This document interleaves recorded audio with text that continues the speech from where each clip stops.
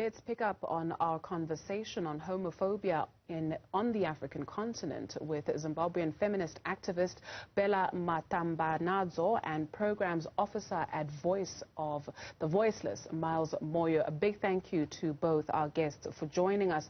Miles, let me start with you and get your preferred pronoun first, please. My name is Miles. My preferred pronouns are they, them.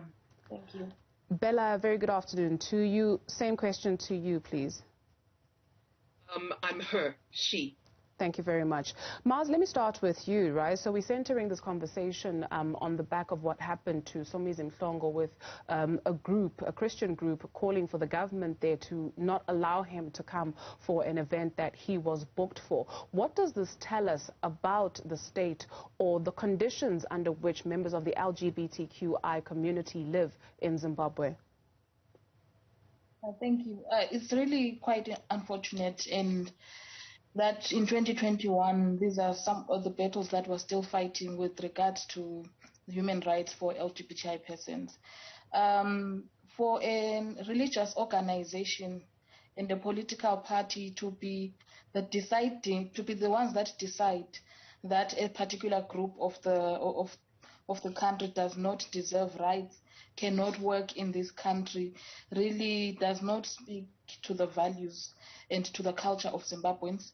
In their letter, where they were requesting Somizi to be barred from coming to Zimbabwe, they claimed that Somizi's sexual orientation is against Zimbabwean values, it's against Zimbabwean cultures, and they spoke for all Zimbabweans, which really was misleading. But it does show that we still have a long way to go, especially in engaging religious organizations and leaders, as well as engaging political parties and the Zimbabwean government on really having an inclusive and accepting and safe culture, safe environment and policies that protect LGBTI persons.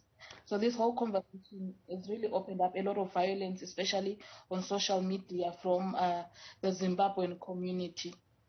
Bella, I would like to perhaps take a look at the response of Christian organizations, the government, on child marriages, which are rife in Zimbabwe, on the rape of young women and girls, which is also rife. It's not exclusive to Zimbabwe, but it is rife. Do they deal as passionately about those issues as they do on this issue of the LGBTQI community? So I really concur with what Miles has said, that this move is a weak strategy on the part of the churches. Zimbabweans, as many as 2 million Zimbabweans live in the South African diaspora. And for churches to make this kind of statement of showing hatred towards our neighbors is really a weak strategy on the part of the churches. We would have preferred for the churches to use their clout, their muscle, to really tackle and address the issues of sexual violence against children, against girls, and against women, which are a huge problem in Zimbabwean society. The statistics show that 1 in 3 Zimbabwean women is sexually assaulted by the age of 18, usually by someone, by a man that she knows. And that is where the churches should be placing their emphasis, not on what they've decided to focus on at the moment. Miles, from the work that you do, we spoke to Somizi earlier on in the program, and he mentioned this is not the first time it's happening with a country on the continent. It happened with there was a situation with Uganda, with Zambia as well. Given that a number of countries on the continent actually even legally frown upon members of the LGBTQI community, I'm curious as to the work that you do and engagements that you have with your counterparts from the rest of the continent. What is the tone of conversations and what are they telling you? I think over the years we have made a lot of progress engaging different stakeholders. So we have organizations that are focusing on engaging communities, engaging families just to get them to really understand LGBTQI identities and experiences. Then there's also work that is happening to change the systems and the policies and the institutions within which we live in Zimbabwe and the different countries in Africa. So there's work around engaging ministries such as the Ministry of Home Affairs, Ministries of Education, the Ministry of Health, as well as engaging policymakers around introducing laws that are protective of LGBTI persons against discrimination, whether it's in the workplace, whether it's in schools, but having legislation that protects against discrimination on the basis of sexual orientation and gender identity. There's also advocacy work happening around decriminalizing LGBTI identities, decriminalizing same-sex relationships or same-sex sexual intercourse. And the disturbing thing is some of these laws that actually criminalize especially same-sex activity between men are laws that were introduced during colonial governments and have just been adopted and assimilated into our laws.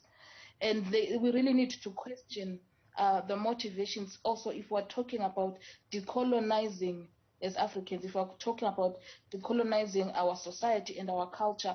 Why is it that when it comes to the issue of LGBTI, then the conversation changes? Governments no longer want to acknowledge that the laws on which they are basing their discrimination and which they're basing their exclusion were not developed by Africans. So those are the conversations that are happening to also document that LGBTI identities existed in Africa way before in the pre-colonial era. So what does that mean now when the argument that is being used is that being homosexual is an African? Yet there is anthropological evidence and historical evidence that homosexual people did exist in Africa before colonialism. So I think also our governments and our legislators need to really inform themselves. So that is the work that we're doing, to engage them, to share this information, to say the arguments that you are using to discriminate and exclude. Miles, please let me just get a final thought from Bella as well. We are running out of time. I do apologize for interjecting you there. Bella, you believe there's perhaps more to this, right, with regards to the situation with Somizi. There's a story that you can tell our viewers about a lady who had visited, is it Tanzania or Kenya? I'm not sure. Please just give us your thoughts on that and relay the story quickly for us. Well, there was a Kenyan who came to Zimbabwe recently, and on arrival at immigration, she was challenged when she said, she was coming as a visitor, and it became quite a huge issue. You see, our immigration laws, as Miles has rightly pointed, are very Victorian. They do not think that Black people can be tourists, that Black people in Africa can visit each other's countries. And this is what we need to address, the notions of Pan-Africanism that seem to suggest that we're not able to cross each other's borders freely and openly as African people. That is the debate that we need to have, and it's an urgent debate, and our governments really need to explore this with the urgency that it requires.